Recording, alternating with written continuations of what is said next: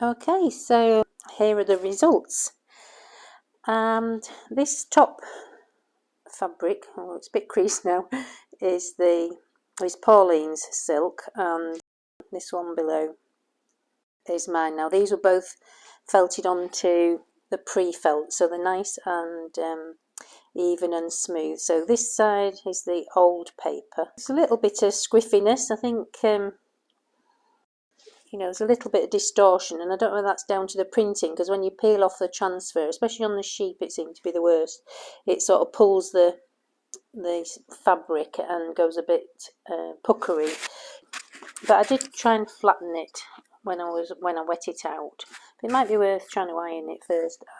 This one's lost his nose a little bit, but generally they're not too bad. And when they were wet, it looked quite puckered, but once I put it back under the press, they looked really good. I would say they felted in pretty well. So before I ironed them, I might have thought, oh, I don't think they have felted in so well. But once they were pressed in the heat press, they're really good. So quite flat, and can't really see a lot of puckering at all. So I took a long time rubbing and rolling,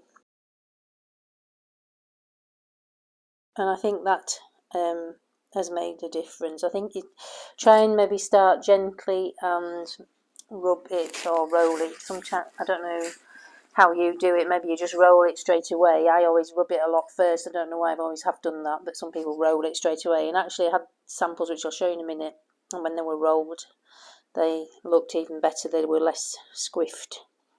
This one here is actually the new paper printed on after it had been felted, and that worked absolutely fine.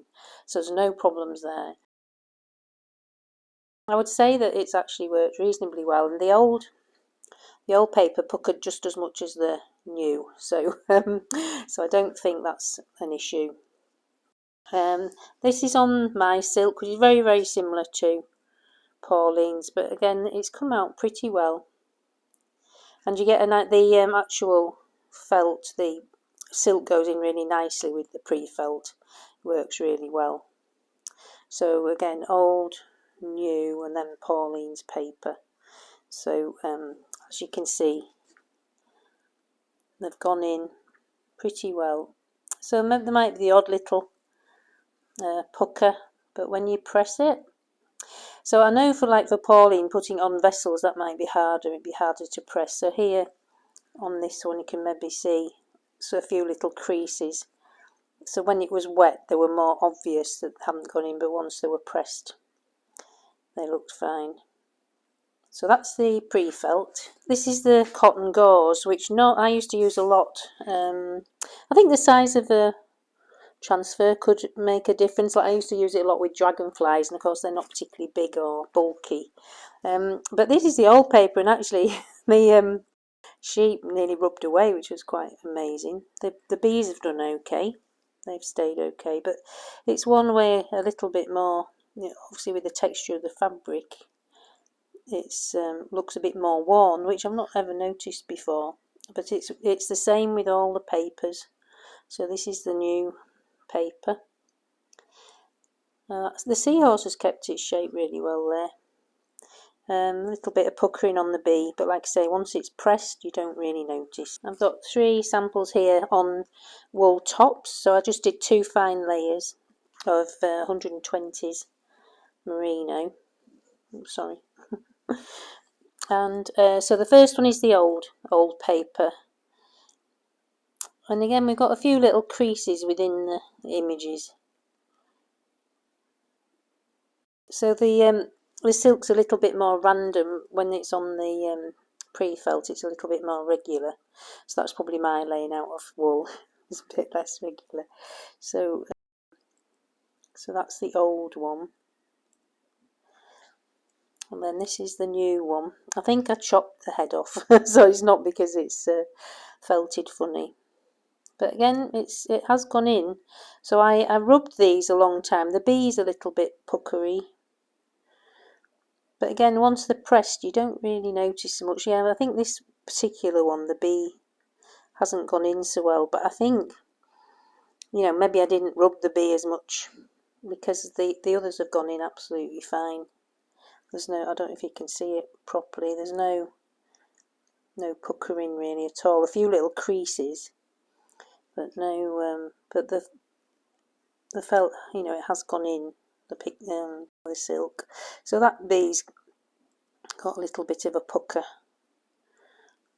And then on this one, I just rolled the felt. I didn't rub it. I threw all of them to make them shrink, but I didn't rub this one. But this one's worked okay as well, considering there's a few little areas, like on the tail, that hasn't gone in so well. I just thought about it near the end, so I'd have probably rolled it for a longer period. But the sheep's gone in fine. So I think if you miss bits, they don't go in.